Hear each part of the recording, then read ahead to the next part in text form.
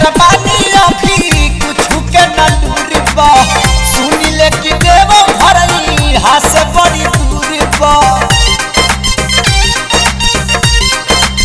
बुझनी नया नजर पानी अभी कुछ के न दूर बा सुनी ले कि देव भरई हाथ से बड़ी दूर बा कान्हा को कांवर ढोब सरधा दिल में शिवजी से लड़जी करब जाके मंदिर में बैठल रहे ले रखिया मुदी गुदा गुदी होता सैया के खुला जाना बुद्धि गुदा गुदी होता गुदा गुदी होता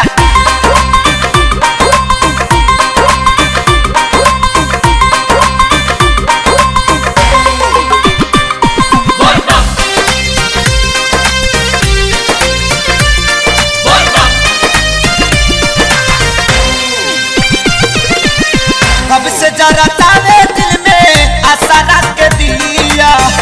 बाड़ी बेचैन सासू बने खातिया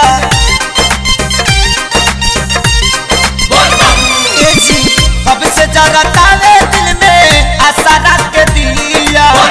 बाड़ी बेचैन सासू बने खातिया हमारा तो भोला जी पा पूरा बयासा यारा जुड़ाई नहीं करिहे निराशा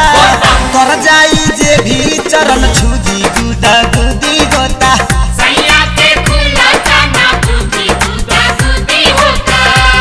गुदा गुदी होता जय शिव बोल बम बोल बम जय शिव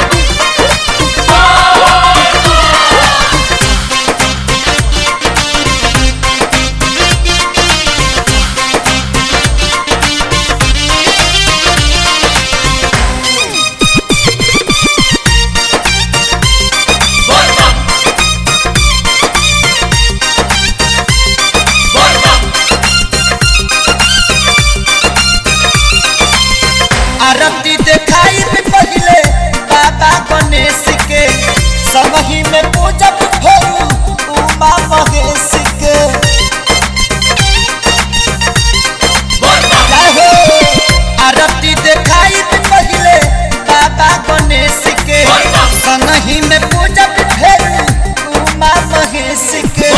देवरू बेदर दिली है दू दू गो कांवर जय शिवा बोली है बढ़ी देहिया के पावर ली है खेसारियों के सुधी गुदा गुदी होता सैया के खुला जाना बुद्धि गुदा गुदी होता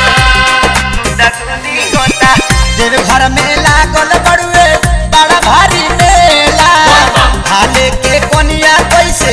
जाई अकेला सैया के खुला तना गुदी गुदा गुदी होता सैया